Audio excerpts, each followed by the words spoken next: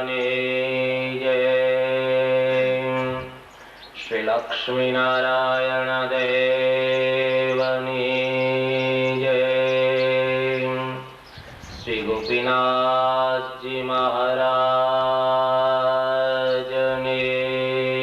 જય. શ્રી બાલકૃષ્ણલાલ કી જય. શ્રી રામચંદ્ર ભગવાનની જય. શ્રી વિઘ્ન વિનાયક દેવની જય. શ્રી કાષ્ટભંજન દેવની જય. ઓમ નમઃ પાર્વતી પતયે. હર હર મહાદેવ.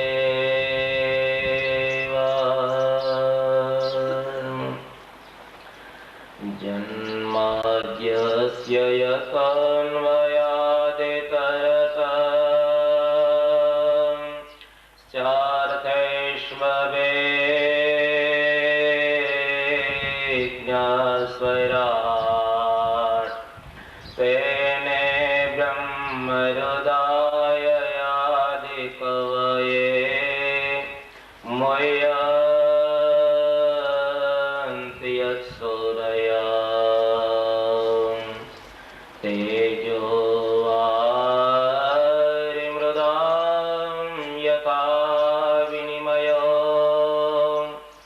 યત્ર ત્રિસર્ગો મૃષા દામ્ના સ્વેન સદા નિરસ્તકુહકં સત્યં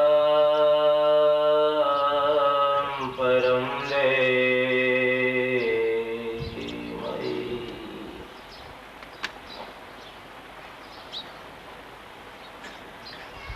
ગોપીનાથજી મહારાજની પવિત્ર છત્ર છાયા નીચે ચાલી રહેલ જ્ઞાન યજ્ઞનો શુભ મંગલમય દ્વિતીય દિવસ ભાગવત ધર્મ રક્ષક ભગવાન શ્રી કૃષ્ણ નારાયણના કલ્યાણકારી ચરિત્રથી સંપન્ન બનેલ શ્રીમદ ભાગવત શાસ્ત્ર એનો આજે આપણે મંગળ પ્રારંભ કરીએ છીએ. માનવના જીવનમાં કથા શું લાભ પરિવર્તન લાવે છે, કથાથી શું મળે છે, એ ગઈકાલે આપણે મહાત્મા દ્વારા સમજી ચૂક્યા. હવે એ જ કથાનો મંગળ પ્રારંભ થાય છે ત્યારે ધર્મશાસ્ત્રના નિયમ પ્રમાણે કોઈ પણ સત્કર્મનો પ્રારંભ કરતા પહેલા અવશ્ય મંગળ કરવું જોઈએ. પછી તમારા ગ્રસ્તોનું વ્યવહારિક કાર્ય હોય તોય ભલે, અને આવું કોઈ ધાર્મિક કાર્ય હોય તોય ભલે,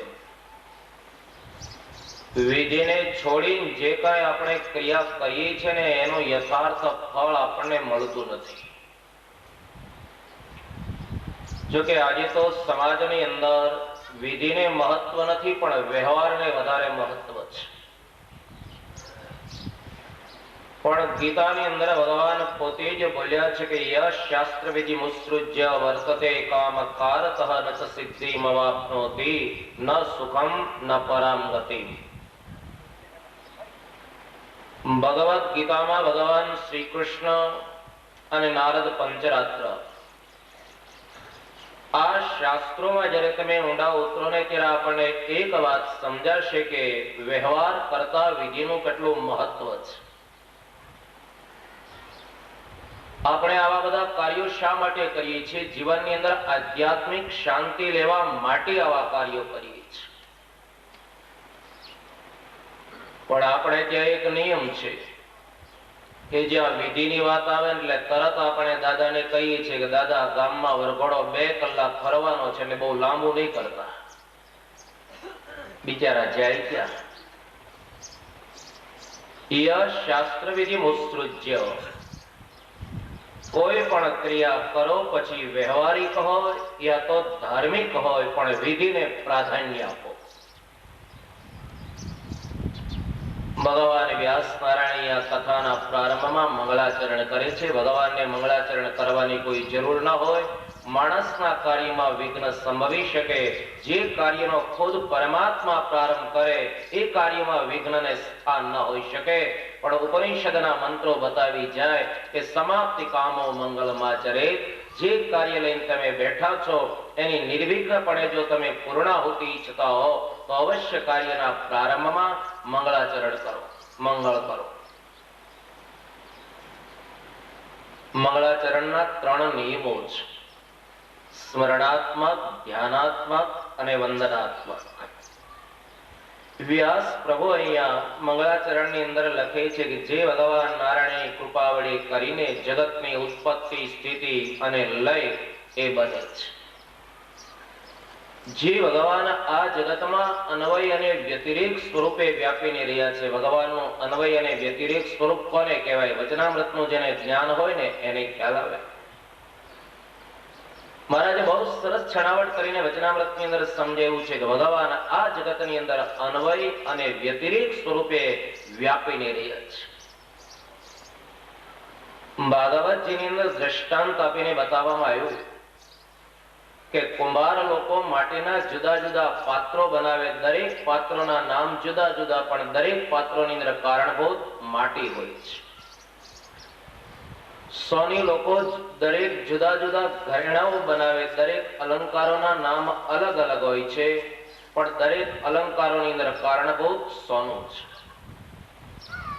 એમ દૃશ્યમાન જે આ જગત છે, આ જગતનું નિમિત્ત કારણ, સહકારી કારણ અને ઉપાદાન કારણ. જો કે આ બધી તાત્વિક બાબત છે એટલે એમાં આપણે નથી ઉતરવું.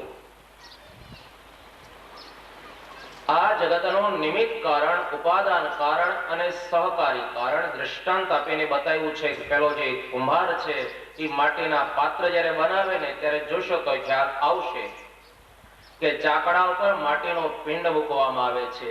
એક લાકડીના ટુકડા વડે કરીને પેલું ચક્કર આ ફેરવવામાં આવે છે. તો પાત્ર તૈયાર ક્યારે થાય છે કે સહકારી કારણ, નિમિત્ત કારણ અને ઉપાદાન કારણ, આ 3 કારણો જ્યારે ભેગા થાય છે ત્યારે એમાંથી એક માટીનું પાત્ર તૈયાર થાય છે. એમાં દૃશ્યમાન જે આ જગત કે જેના ઉપર અત્યારે આપણે બેઠા છીએ, એમ આ જગતની ઉત્પત્તિ, સ્થિતિ અને પ્રલય કરનાર કોઈ જો હોય તો પરમાત્મા નારાયણ છે. જે જ્ઞાનમાં વેદવાનો મોહ પામે છે એ જ વેદનું જ્ઞાન બ્રહ્માને મન વડે કરીને જેણે કહ્યું હતું, ઝાંઝવાના જળમાં જળબુદ્ધિ અને જળમાં કાચ બુદ્ધિ મિથ્યા હોવા સત્ય દેખાય છે. ઉનાળામાં ઝાંઝવા દેખાય, આપણને એમ લાગે સરસ મજાનું સરોવર ભર્યું છે, દોડ્યા જ કરો, છતાં જળ હાથમાં નથી લાગતું ને. એમ જે પરમાત્મા નારાયણ એની માયા સત્ય નહીં હોવા છતાં ભગવાનના સંબંધથી સત્ય દેખાય છે. સ્વપ્રકાશથી માયાના અંધકારને નાશ કરનાર સત્ય સ્વરૂપ એવા પરમાત્માને મેં વંદન કર્યું છે. ભાગવતજીની અંદર વર્ણન ભગવાનના લીલા ચરિત્રોનું કરવાનું હોવા છતાં કૃષ્ણમ પરમ ધીમહિ આવું કેમ ન લખ્યું? બરાબર ભાગવતમાં તમે ઊંડા ઉતરશો ને તો ખરેખર એમાંથી જ તમને સમાધાન મળી રહેશે કે ભાગવતજીની અંદર વર્ણન શ્રી કૃષ્ણ નારાયણના લીલા ચરિત્રનું કરવાનું હોવા છતાં કેમ ન લખ્યું કૃષ્ણમ પરમ ધીમહિ? શું આપણી પાસે એનો જવાબ? એનું કારણ છે કે આપણે ત્યાં સાંપ્રદાયિક ઝઘડાઓ બહુ ચાલે છે. ઉપાસનાની બાબતમાં કોઈની સાથે ક્યારેય ઝઘડામાં નહીં ઉતરતા. આગળ જયારે કથા આવશે ને ત્યારે હું સમજાવું છું કે ઉપાસનાની બાબતમાં કોઈ દિવસ કોઈની સાથે ધર્મની બાબતમાં ક્યારેય ઝઘડામાં નહીં ઉતરતા. વ્યાસ નારાયણ મનમાં વિચાર કરે, કૃષ્ણમ પરમ ધીમહિ જો હું લખીશ તો વૈષ્ણવ એમ માનશે ભાગવત અમારે માટે જ. રામમ પરમ ધીમહિ એવું જો હું લખીશ તો ભગવાન રામને માનનાર સમાજ એમ માનશે ભાગવત અમારે માટે. કોઈ પણ સંપ્રદાયનો વિશિષ્ટ પ્રયોગ નહીં કરતા, કોઈ પણ પરમાત્માના સ્વરૂપનો વિશિષ્ટ પ્રયોગ નહીં કરતા વ્યાસકારણે બતાવી જાય કે ભાગવત સર્વને માટે છે, માટે સત્ય સ્વરૂપ એવા પરમાત્માને મેં વંદન કરી છે. આ બધી ભેદની દિવાલો કોણે ઉભી કરી છે? આપણે જ ઉભી કરી છે. માણસ એમ માનતો હોય છે કે ત્યાં મારાથી ન જવાય અને ત્યાં જાવ ને તો મને અન્યાશ્યનો દોષ લાગે. હજુ તો જેમ જેમ આગળ કથા જશે ને એમ દરેક વાતનું સમાધાન આપતો જઈશ કે આ સાંપ્રદાયિક ઝઘડાઓ જે છે અને એની પાછળનું કોઈ જો કારણ હોય તો આપણે જ છીએ કે માણસ એમ માનતો ત્યાં મારાથી ન જવાય અને સાંપ્રદાયિક ઝઘડાનો અંત લાવનાર કોઈ જો હોય તો ભગવાન સહજાનંદ સ્વામી છે. શ્રીજી મહારાજ તો એકેશ્વરવાદના હિમાયતી છે. ભાગવત શું છે? વ્યાસનારાયણ એ જ ભાગવતજીના પ્રથમ સ્કંદના બીજા શ્લોકની અંદર બતાવી જાય. નિગમ કલ્પતરોર્ગલિતં ફલં શુકમુખાદમૃત દ્રવ સંયુતં પિબત ભાગવતં રસમાલયં મુહુરો રસિકા ભુવિ ભાવુકઃ. જેમ વૃક્ષનું ફળ છે એમ વેદરૂપી જે કલ્પ વૃક્ષ અને એનું કોઈ જો ફળ હોય ને તો આ ભાગવત છે. વેદરૂપી કલ્પ વૃક્ષનું કોઈ જો ફળ હોય ને તો ખરેખર એ ભાગવત છે. એટલે વ્યાસનારાયણ બતાવી જાય છે, આપણને એમણે આજ્ઞા કરી છે કે જિંદગીના છેડા સુધી તમે આ કથાનું શ્રવણ કરો. નૈમિષારણ્ય નામના ક્ષેત્રમાં 88,000 સંતો બેઠા છે. અત્યારનો કાળ હતો. પણ પેલા એક વાત સમજી લો કે નૈમિષારણ્ય કોનું નામ કહેવાય? ભાગવતમાં એની વિશેની કથા નથી આવતી. વાયુ પુરાણમાં નૈમિષારણ્યના માટે કથા આવે છે. બહુ સરસ વર્ણન કર્યું છે નૈમિષારણ્ય કોને કહેવાય. ભારત વર્ષના ભગવા પહેરનારા સંતો બ્રહ્માજીને શરણે ગયા છે અને બ્રહ્માજીને વિનંતી કરીને કહ્યું છે કે અમારે લાયક તપ કરવાને યોગ્ય સ્થાન બતાવો. બ્રહ્માજી સંતોને કહે છે કે આ મનોમય ચક્ર છોડવામાં આવે ને જ્યાં ચક્રની ધારા કુંઠિત થઈ જાય તો માની લીજો કે આ નૈમિષારણ્ય ક્ષેત્ર મનોમય ચક્ર કેવું? આપણું મન. અને મનની હજારો ધારા કઈ છે? સંકલ્પ અને વિકલ્પ. સંકલ્પ અને વિકલ્પ એ મનની ધારાઓ છે. સંકલ્પ વિકલ્પ માટેની કોઈ જો વખાર હોય ને તો માની લીજો કે આપણું મન. જેમ ગોડાઉનમાં માલ પીડ્યો હોય ને એમ સંકલ્પ વિકલ્પ માટેનો કોઈ જો ગોડાઉન હોય, કોઈ જો વખાર હોય તો આપણું મન. ભલે ને અહીંયા બેઠા છીએ પણ મનમાં સંકલ્પ અને વિકલ્પની પરંપરા ચાલુ જ હોય તો નૈમિષારણ્ય એનું નામ કહેવાય કે જ્યાં જવાથી તમારા વિચારો શાંત થઈ જાય, સંકલ્પ અને વિકલ્પ બંધ પડી જાય, વિરામ પામી જાય, એનું નામ નૈમિષારણ્ય ક્ષેત્ર. તો એ સિદ્ધાંત સ્વામિનારાયણ ભગવાન વચનામૃતમાં લાવ્યા કે ભગવાનનું મંદિર છે એ નૈમિષારણ્ય ક્ષેત્ર છે. જ્યાં ભગવાનની કથા વાર્તા થતી હોય નૈમિષારણ્ય ક્ષેત્ર છે. એ તો મેં ગઈકાલની કથામાં કહ્યું હતું ને કે ખરેખર આજે આપણે નૈમિષારણ્યમાં બેઠા છીએ. અત્યારે જે આપણે બેઠા છીએ મંડપમાં નથી બેઠા, પણ આપણે નૈમિષારણ્ય નામના ક્ષેત્રમાં બેઠા છીએ અને દરેકના મનની વૃત્તિ ભગવાનના ચરિત્રોને વિશે આજે લાગેલી છે. સુત પુરાણી જયારે સભામાં આવ્યા ને ત્યારે તમામ સંતો ઉભા થઈ અને સુત પુરાણીજીનું પ્રેમથી સ્વાગત કર્યું છે અને બોલે કે હે સુત પુરાણી, ભગવાન વેદવ્યાસની કૃપા વડે કરીને તમે ઇતિહાસ, પુરાણ અને ધર્મશાસ્ત્ર એના સારા જ્ઞાતા છો. તો આ બધા શાસ્ત્રોને મધ્યે માનવનું શ્રેય અને પ્રેય કેમ થાય એવું જે સાધન બતાવ્યું હોય એ અમને આપ સમજાવો. વળી ભાગવતની રચના વ્યાસનારાયણે કોની પ્રેરણાથી કરી એ પણ આપ અમને સમજાવો. સુખદેવ અને પરીક્ષિતજીનું ક્યાં મિલન થયેલું એ પણ આપ અમને સમજાવો. અને પરીક્ષિત મહારાજા દિલ્હીના સમ્રાટ હોવા છતાં આજે રાજ્યનો ત્યાગ કરીને ગંગાના કિનારા ઉપર કેમ બેઠા હતા એ પણ અમને સમજાવો. આવા 4 પ્રશ્નો કર્યા અને આ 4 પ્રશ્નમાંથી ભાગવતજીનો જન્મ છે. કારણ કે જગતમાં એટલા બધા શાસ્ત્રો છે ને વાંચી વાંચીને ભ્રમી જઈએ છીએ. 18ના સૈકામાં જ્ઞાનજી મહારાજ કરીને સંન્યાસી થયા એને કર્મ, જ્ઞાન અને ઉપાસના ઉપર ત્રિપથ દર્શિકા નામનો ગ્રંથ લખ્યો છે, જો કે અત્યારે ઉપલબ્ધ નથી. એમાં એને લખ્યું છે અનંત શાસ્ત્ર બહુવેદિતવ્યમ અલ્પશ્ચ કાલો બહવશ્ચ વિઘ્નાન યત્સારભૂતં તદુપાસિતવ્યમ હંસો યથા ક્ષીરમિવમ્બુમિષ્ટ. જગતમાં એટલા બધા શાસ્ત્રો છે ને કે જિંદગીના છેડા સુધી તમે વાંચ્યા જ કરો છતાં શાસ્ત્રનો કોઈ અંત નહીં આવે. અને શંકરાચાર્ય મહારાજના સિદ્ધાંત પ્રમાણે જો કહો તો એને પણ પોતાના સાહિત્યમાં લખ્યું છે કે અનંત શાસ્ત્રમ બહુલાસ્ય વિદ્યા. શાસ્ત્રો તો સાગરના જેવા છે અને આમાં જો તમે ડૂબકી મારવા જાઓ ને તો ભ્રમી જવાય. શાસ્ત્રો તો સાગરના જેવા છે. તો આ બધા શાસ્ત્રોને મધ્ય જીવાત્માના કલ્યાણ માટે જે સાધન બતાવ્યું હોય ને એ આપ બતાવો. સૂત પુરાણીજી ડોલવા લાગ્યા અને બોલે છે કે વાલા સંતો, સરસ પ્રશ્ન કર્યો, પણ તમારા પ્રશ્નનું સમાધાન આપતા પહેલા હું મારા ગુરુ શુકદેવજીને વંદન કરી લઉં કે જે શુકદેવજીનો જન્મ થયો, જન્મ થતાની સાથે આજે સરસ્વતી નદીને છોડી અને રવાના થાય. આગળ શુકદેવજી મહારાજ અને પીછેના પિતા વ્યાસ નારાયણ જાય. શુકદેવજી દિગંબર અવસ્થામાં ચાલ્યા જાય છે. મર્યાદા માટે શુકદેવજી એક કોપીને પહેરી છે.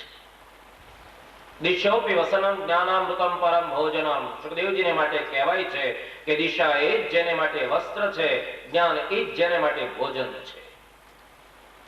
આવો અવધૂત યોગી શુકદેવ એ જ્યારે જાય ત્યારે રસ્તામાં એક સરોવર આવે. સરોવરના કિનારા ઉપર દેવતાની સ્ત્રીઓ વસ્ત્ર ઉતારી નગ્ન સ્નાન કરે છે. મહાભારતની અંદર વ્યાસ નારાયણે 2 સ્નાન પાપરૂપ લખ્યા છે. નગ્ન સ્નાનમ નગ્ન શય્યા મનુજાનમ વિગર્હિતમ. મહાભારતની અંદર વ્યાસ નારાયણ 2 વસ્તુ પાપરૂપ લખે છે. એક તો નગ્ન સ્નાન અને મૌન સ્નાન, અને બીજા નંબરમાં નગ્ન શયન. 2 પાપરૂપ છે. મર્યાદા કોને માટે? માણસ માટે મર્યાદા. પશુ માટે કઈ મર્યાદા છે? નગ્ન સ્નાનમ નગ્ન શય્યા મનુજાનમ વિગર્હિતમ. શુકદેવજી મહારાજ જયારે ત્યાંથી નીકળ્યા ને એ જ વખતે દેવતાની સ્ત્રીઓ અહીંયા સ્નાન કરવાનું ચાલુ રાખે. પણ વ્યાસ જયારે ત્યાંથી નીકળ્યા, દેવતાની સ્ત્રીઓ બહાર નીકળી અને પોતપોતાની રીતે વસ્ત્રો પહેરી લીધા છે. વ્યાસ મનમાં વિચાર કરે, કમાલ, આ કારણ શું? મારો દીકરો શુકદેવજી જયારે અહીંથી નીકળ્યો ને એ વખતે દેવતાની સ્ત્રીઓએ સ્નાન કરવાનું ચાલુ રાખ્યું અને મેં તો વસ્ત્રો પહેર્યા. મારી દાઢી ધોળી થઈ ગઈ. એટલા ગ્રંથોની મેં રચના કરીને મને જોઈને સ્ત્રીઓને શરમ કેમ આવી જ કઈ સમજાતું નથી. વ્યાસ નારાયણ ત્યાં આગળ આવ્યા. દેવતાની સ્ત્રીઓ અહીંયા બહાર નીકળી વંદન કરે ને એ જ વખતે વ્યાસ બોલે છે કે આનું કારણ બતાવો. મારો દીકરો શુકદેવજી જયારે અહીંથી દિગંબર અવસ્થામાં નીકળ્યો એને જોઈને તમને શરમ ના આવી? મેં તો 17 પુરાણોની રચના કરી, મેં બ્રહ્મસૂત્રની રચના કરી, મેં વેદનું વિભાજન કર્યું. આવો હું મહાન જ્ઞાની, મારી વૃદ્ધા અવસ્થા, અને છતાં મને જોઈને તમને શરમ કેમ આવી?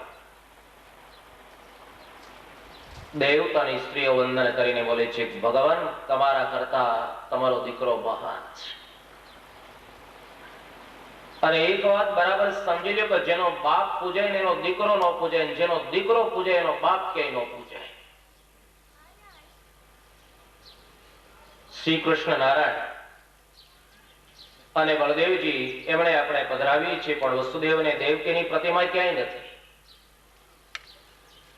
રામ, લક્ષ્મણ ને જાનકીને આપણે પધરાવી છે, પણ દશરથ અને કૌશલ્યાને ક્યાંય પધરાવવામાં નથી આવતા. એક જ કુટુંબ એવું છે કે જે આખું કુટુંબ પૂજાય. ભગવાન કૈલાસપતિ નું કુટુંબ, શિવ પૂજાય, નંદી પૂજાય, ભવાની પૂજાય, કાર્તિક સ્વામી પૂજાય, બધા પૂજાય. એક જ દેવ પક્ષમાં કુટુંબ એવું છે કે જે આખું કુટુંબ પૂજાય. નહીતર જેનો દીકરો પૂજાય એનો બાપ ન પૂજાય, જેનો બાપ પૂજાય એનો દીકરો ન પૂજાય. વ્યાસકારની સામે દેવતાની સ્ત્રીઓ બોલે છે, ભગવાન તમારા કરતા તમારા પુત્ર સુખદેવજી મહાન છે. મહાન છે ને એનું એક કારણ છે કે કોને સ્ત્રી કહેવાય કોને પુરુષ કહેવાય ને આવું ભાન તમારા જીવનમાં છે. સુખદેવજીની જ્યાં દ્રષ્ટિ જાય ને ત્યાં બ્રહ્મના દર્શન થાય. અને એક વાત સમજી લ્યો કે માણસ વધારે જો પાપ કરતો હોય ને, દેહથી જેટલું પાપ નથી થતું ને એટલું આપણે દિલથી પાપ કરીએ છીએ, દ્રષ્ટિથી પાપ કરીએ છીએ. ભગવાને જે આપણને દ્રષ્ટિ આપી છે જગતની આકૃતિ જોવા માટે નથી આપી. ભગવાને જે આપણને દ્રષ્ટિ આપી જગતના ચહેરા જોવા માટે દ્રષ્ટિ નથી આપી, પણ ભગવાને જે આપણને દ્રષ્ટિ આપી છે ને એ ભગવાનના દર્શન કરવા માટે આપી છે. અને બાઇબલનો સિદ્ધાંત છે કે ભગવાને આપેલી દ્રષ્ટિ જો તમને પાપમાં પ્રેરણા કરતી હોય તો બાઇબલ બતાવી જાય છે, ક્રિશ્ચન સંપ્રદાયનું સાહિત્ય બતાવી જાય કે ભગવાને આપેલી દ્રષ્ટિ જો તમને પાપમાં જોડતી હોય તો એ દ્રષ્ટિને તમારી જાતથી ફોડી નાખો.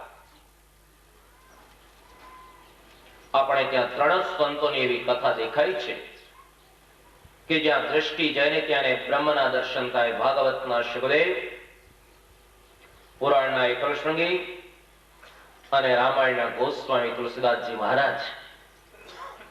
એ જયારે રામાયણના બાળકાંડની અંદર મંગળાચરણની અંદર આગળ વધ્યા વંદના પ્રકરણમાં, ત્યારે તુલસીદાસજીને એમ થયું કે એક પાત્રને વંદન કરીશ ને તો આ ગ્રંથ ખૂબ વિસ્તૃત બની જશે. આ કથાથી મારે એ કહેવું છે કે આ સંસારમાં તો ભગવા પહેરીને બેઠેલા સાધુઓ પણ સંસારમાં રહે છે અને તમે પણ સંસારમાં છો. મમતા તો દરેકના જીવનમાં પડી છે. સંતના જીવનમાં પણ મમતા છે, તમારા જીવનમાં પણ મમતા છે. જે દિવસે તમારા જીવનમાં મમતા નહીં હોય ને તે દિવસે આપણે ભગવાનના ધામમાં બેઠા હશો.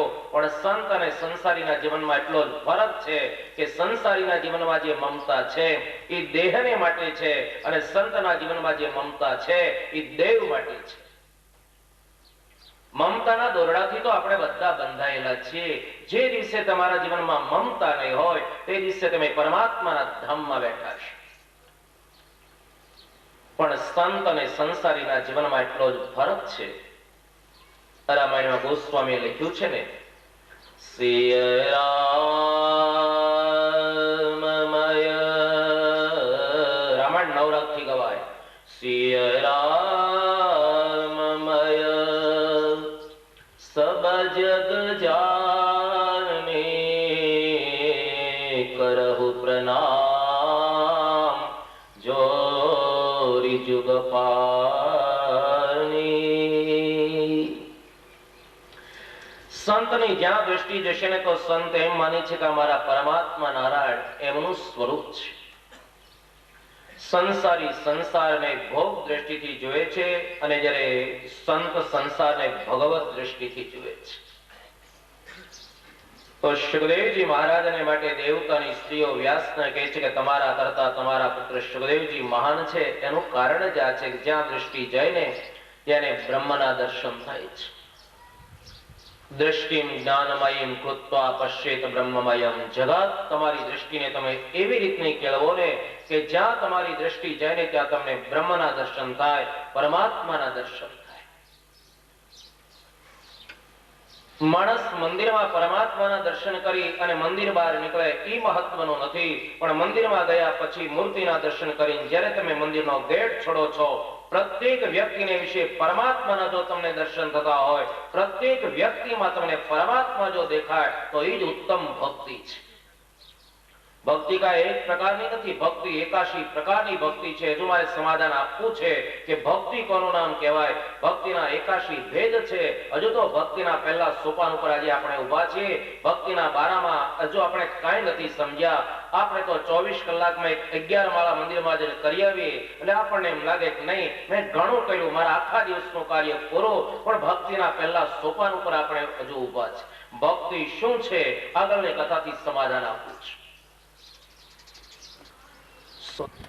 હું તો થાકી ગયો છું અને આપની ઈચ્છા હોય તો જાઓ. અને એ જ વખતે ખલાસીની દીકરી મત્સ્યગંધા પારાશરીજીને કહે છે કે બાપજી આપ નૌકામાં બેસી જાઓ અને ચાલો હું તમને સામે કિનારે મૂકી જાઉં. અને પારાશરીજીને નૌકામાં બેસાડી ખલાસીની દીકરી ધીમે ધીમે કરતા કરતા નૌકા સામે કિનારે પહોંચાડે છે. સૂર્યનારાયણ ઉદય પામ્યા. જ્યાં સામા કિનારા ઉપર પારાશરજી ઉતર્યા એ જ વખતે અહીંયા ખરેખર પારાશરજીના મનમાં એક ભ્રાંતિ પેદા થઈ અને વચનામૃતની અંદર તેમજ શિક્ષાપત્રી સત્સંગી જીવન રામાયણ અને ભાગવતજીની કથા તમારા ગ્રસ્તના ધર્મને જ્યાં દોહરાવે છે ત્યાં આ જ વાત વ્યાસનારાયણ અને રામાયણમાં અને શિક્ષાપત્રીમાં સ્વામિનારાયણ આ વાત લાવ્યા છે કે યુવા અવસ્થામાં રહેલી મા બેન ને દીકરીની સાથે ગ્રસ્તોએ ક્યારેય એકાંતમાં ન રહેવું. ઘણી વખત પાપ કરવાની ઈચ્છા નહીં હોવા છતાં સમય અને સંજોગ માણસને પાપમાં જોડી દે છે. મનનો જીવનમાં ક્યારેય વિશ્વાસ નહીં કરતા આગળ કથા આવશે ત્યારે ખ્યાલ આવશે કે શિવજી જેવા યોગી હોવા છતાં શિવજીને પણ મને દગો દીધો છે એમ ભાગવતજીનો અષ્ટમ સ્કંદ બોલશે. વિરક્ત જીવન જીવનારા ભગવાન કૈલાસપતિ એને પણ ખરેખર મને દગો દીધો છે અને શાસ્ત્રની એક મર્યાદા છે કે રાંધેલું અન્ન અને માણસનું મન ક્યારે બગડે ને એને માટે કોઈ સમય મર્યાદા નથી. જે અન્ન રાંધીને તૈયાર કર્યું છે એ ક્યારે ખરાબ થઈ જાય, એ ક્યારે બગડે એની કોઈ કલ્પના નહીં કરી શકો. અને આપણું જે મન છે એ ક્યારે બગડશે ને એની કોઈ કલ્પના નહીં કરી શકો. આજે સાયન્સિક સરસ મજાનું સંશોધન કર્યું કે કોઈ પણ વસ્તુ ન બગડે એટલે આ વાસ્તે ફ્રીજની શોધ કરી. એ કોઈ પણ વસ્તુ ફ્રૂટ વગેરેને તમે ફ્રીજની અંદર મૂકી દો એટલે યથાર્થ એના સંદર્ભમાં એ જળવાયેલી બગડે નહીં. પણ માણસ ન બગડે એને માટે હજુ કઈ સંશોધન નથી થયું. આમ તો એને પધરાવી દેવો જોઈએ માઇકા કે બગડે જ નહીં ક્યારે. માણસનું મન રાંધેલું અન્ન ક્યારે બગડે કોઈ સમય મર્યાદા નથી. પારાશરજી તેમણે મત્સ્યગંધાની સામે જ્યારે પોતાના વિચારો વ્યક્ત કર્યા અને એ જ વખતે પારાશરજીની સામે મત્સ્યગંધા ખલાસીની દીકરી બોલે વિચાર કરો, તમે તપ કરવા જઈ રહ્યા છો, તમે સંત છો. અને એક વાત બરાબર સમજી લો કે ઉપદેશ આપનારી વ્યક્તિ જો જીવનમાં ભૂલ કરતી હોય ને તો સમાજને શું આપી શકે અને સમાજ એની પાસેથી શું મેળવી શકે. ચૈતન્ય મહાપ્રભુનો ઇતિહાસ વાંચ્યો તમને ખ્યાલ આવશે. વૈષ્ણવ સંપ્રદાયની અંદર ચૈતન્ય મહાપ્રભુ થયા. 24 વર્ષની અવસ્થાએ જેને ભગવા પહેર્યા. અરે ચૈતન્ય મહાપ્રભુ પોતાના સાહિત્યની અંદર લખે કે ઉપદેશ આપવાનો અધિકાર કોનો છે કે જે માણસ પહેલા આચરણથી પવિત્ર હોય. આજે તો વાણી, વર્તન અને વિચારો ત્રણે જુદા જુદા દોડતા હોય છે. ઉપદેશ કોણ આપી શકે કે જે માણસ આચરણથી પવિત્ર હોય ને એને જ ઉપદેશ આપવાનો અધિકાર છે. અનેક રીતે સમજાવવાનો પ્રયાસ થવા છતાં પરાશરજી સમજી ન શક્યા. છેલ્લે એને પશ્ચાતાપ થયો અને મત્સ્યગંધાને કહે છે કે મને છોડી દે, મારી સાધુતાને કલંક લાગ્યું છે, મારા જીવનમાં મેં ભૂલ કરી. અને એક વાત સમજી લો, નીતિમાં એક શ્લોક આવે છે કે અસદ્ભિ ક્રિયતે કર્મ રુરુદ્ભિ અનુભૂયતે. જે ખરાબ કામ હસતા હસતા કર્યું છે ને એનું પરિણામ એક દિવસ રડતા રડતા ભોગવવું પડશે. અને ક્યારે કોઈ ત્યાં છાનો રાખનારો નહીં મળે. બપોર પછી જયારે વિદુર નીતિ આવે ને ત્યારે બતાવું છું કે એને ખટવાન સવાર ઉઠા કરી તપેત કર્મણા. જે કાર્ય કર્યા પછી ખાટલા પર બેઠા બેઠા જીવનમાં રડવાના દિવસો આવે એવું કાર્ય કરતા પહેલા જીવનમાં વિચાર કરજો કે મારા જીવનમાં હું કે માર્ગે જઈ રહ્યો છું. એ જ વખતે બોલે છે કે હજુ મારા લગ્ન નહીં થવા છતાં મારા જીવનમાં તમે કલંક લગાડ્યું છે એટલે હું આપનો ત્યાગ કરનાર નથી. પારાશરજી બોલે છે તું મને છોડ જા, હું તને એક આશીર્વાદ આપું છું કે અત્યાર સુધી તારા શરીરમાંથી માછલીના જેવો ગંધ આવતો હતો ને, હવે તારા શરીરમાંથી કમળના જેવો સુગંધ આવશે. એટલો જ નહીં પણ હું તને આશીર્વાદ આપું છું કે મારા આશીર્વાદથી તારા ઉદર થકી એક પરમાત્મા નારાયણના અંશાવતારનો જન્મ થશે. તું મને છોડ. અને પારાશરજીને મત્સ્યગંધાએ છોડી દીધા અને એ જ મત્સ્યગંધા સગર્ભા બન્યા અને એના ઉદરથી જે બાળકનો જન્મ થાય એ જ ભાગવતના વેદવ્યાસ. અને એક વાત સમજી લેજો કે નદીનું મૂળ અને ઋષિનો કુળ એની સામે ન જોવાય કોઈ દાડો. પારાશરજી એમના આશીર્વાદ વડે કરીને વ્યાસનારાયણનો જન્મ થયો અને વ્યાસનારાયણ હંમેશા બેટની અંદર રહેતા હતા, બોર જમતા. એના શરીરનો વર્ણ શ્યામ હતો એટલે નામ પડ્યું કૃષ્ણદ્વૈપાયન.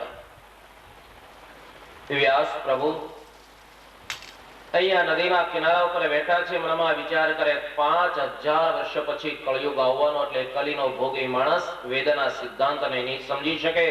વેદ એક જે હતો ને એનું વ્યાસ નારાયણે વિભાજન કર્યું, 4 વિભાગ કર્યા છે વેદના. કારણ કે વેદના સિદ્ધાંતને કોણ સમજી શકે? વેદનું તાત્પર્ય હંમેશા ત્યાગમાં છે. હવે આપણે તો જીવનની અંદર પડેલી નાની નાની બદીઓ જો ન છોડી શકતા હોય, તમાકુ, બીડી, માવા આવી વસ્તુ જો આપણા જીવનમાં ન છૂટતી હોય, તો પછી આપણે ઘર તો ક્યાં છોડવાના છે? વેદનો સિદ્ધાંત હંમેશા ત્યાગમાં છે. વ્યાસ નારાયણ મનમાં વિચાર કરે 5000 વર્ષ પછી કળિયુગ આવશે. અને કળિયુગના વર્ષો કેટલા ગયા છે? 5096 વર્ષમાં અત્યારે આપણે બેઠા છે. કળિયુગના 5000 જ વર્ષ ગયા છે. 5096 વર્ષ કળિયુગના ગયા. જ્યારે કળિયુગના વર્ષો છે કેટલા? 4,32,000. હજુ તો 2 કિલોમીટર કાપવાના છે. 4,32,000 કળિયુગના વર્ષો છે.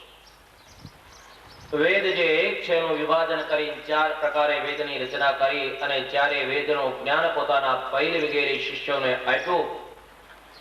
17 પુરાણોની રચના કરી, 1 લાખ શ્લોક વાળું મહાભારત તૈયાર કર્યું. અને છતાં વ્યાસના જીવનમાં શાંતિ નથી થઈ. આપણે બધા એમ માનીએ કે મહાભારત એટલે ઝઘડાનું શાસ્ત્ર. એવું નથી. મહાભારત એટલે એક સમાજ વિદ્યા છે. મહાભારતમાં બરાબર તમે ઊંડા ઉતરશો ને તો તમને ખ્યાલ આવશે. એમ નહીં માની લેતા કે મહાભારત એટલે એક ઝઘડાનું શાસ્ત્ર. આપણે ક્યાંક નક્કી કર્યું છે કે મહાભારત વંચે એટલે ઝઘડો જ થાય. એ ઝઘડાનું તો આપણે નક્કી કર્યું છે, પણ મહાભારત છે એક સમાજ વિદ્યા છે કે કુટુંબની અંદર સંપત્તિ માટે ભાઈઓ ભાઈઓમાં જયારે ઝઘડાઓ થાય છે ત્યારે પરિણામ શું આવે છે એ કોઈ જો સમજાવનાર હોય તો મહાભારતની કથા છે. સમાજ વિદ્યા છે. શાસ્ત્રમાં નિંદા નથી, ગ્રસ્તાશ્રમની કોઈ શાસ્ત્રમાં નિંદા નથી. ગ્રસ્તાશ્રમ તો બહુ પવિત્ર છે. એવું તમે ગ્રસ્તાશ્રમમાં રહીને જીવન ગાળો કે જે તમારા ગ્રસ્તાશ્રમની અંદર ભગવાનને જન્મ લેવાની ઈચ્છા થાય. નંદી છે ખરેખર ધર્મનું સ્વરૂપ છે.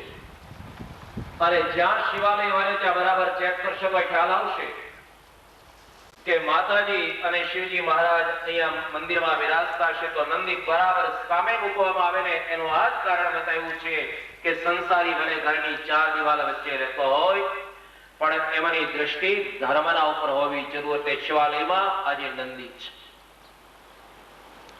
જ્યાં જ્યાં મહામંદિરો હશે ને ત્યાં પૂર્વ કાચબો પધરાવવામાં આવે. લક્ષ્મણ દેવના દર્શન કરવા વડતાલ ગયા છે નો અનુભવ કે મધ્ય મંદિરમાં બરાબર કાચબો શા માટે છે?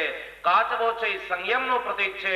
એ બતાવે છે કે ધર્મ પ્રધાન અને સંયમ પ્રધાન વ્યક્તિને જ ભગવાનના દર્શન કરવાનો અધિકાર છે. ભગવાનના દર્શન કરવાનો અધિકાર કોનો છે? ભગવાનની સ્તુતિ કરવાનો અધિકાર કોનો છે? કે માલિકાનો કીચડ જ્યાં સુધી દૂર નહીં થાય ત્યાં સુધી ભગવાનની સ્તુતિ કરવાનો આપણને કોઈ અધિકાર જ નથી. ત્યાં સુધી ભગવાનની સ્તુતિ તમે કદાચ કરતા હો પણ જે શાંતિ મળવી જોઈએ નથી મળતી. એનું આ જ કારણ છે કે જ્યાં સુધી દિલની શુદ્ધિ નહીં થાય ત્યાં સુધી વાણી દ્વારા તમે ભગવાનની ગમે એટલી સ્તુતિને પ્રાર્થના કરશો પણ પહેલા હૃદય શુદ્ધિ મુખ્ય છે.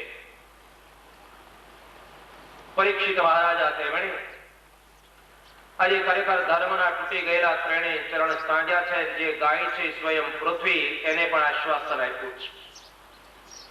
અને પછી પેલા કળિયુગને મારી નાખવા માટે હાથમાં તલવાર લીધી કહે છે તને મારી નાખો. તો કે મારવો હોય તો ના નથી,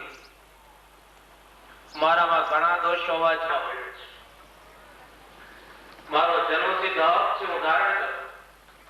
જ્યાં સોનામાં મુગટ સાફ કરી માથા ઉપર મૂક્યો મુક્તાની સાથે બુદ્ધિ ફરી એનો એક કારણ તો મુગટ એનો હતો કે મુગટ તો બિહારના મહારાજા જરાસંઘનો વધ કરવાને માટે ભગવાન શ્રી કૃષ્ણ અર્જુન અને ભીમસેન બ્રાહ્મણના સ્વરૂપમાં ગયેલા. જરાસંઘના વધ પછી ભગવાન નારાયણે ઘણી ના પાડી પણ ભીમસેને એ મુગટ બિહારમાંથી અહીંયા દિલ્હી લાવેલો અને એ પ્રાચીન કાળમાં પડેલો મુગટ પડેલો અને એ જ્યાં રાજા મસ્તક ઉપર મૂકે મુક્તાની સાથે બુદ્ધિ ફરી અને લખ્યું છે કે અન્યાયોપાર્જિતમ વિત્તમ દશવર્ષાણિ તિષ્ઠતિ પ્રાપ્તે તુ ચ એકાદશ વર્ષે સમૂલમ વિનશ્યતિ. અન્યાયથી મેળવેલી લક્ષ્મી 10 જ વર્ષ ગ્રસ્તના જીવનમાં રહે છે. અન્યાયથી ઉપાર્જિત કરેલી લક્ષ્મી ગ્રસ્તને ત્યાં 10 વર્ષ રહે છે. મહારાજની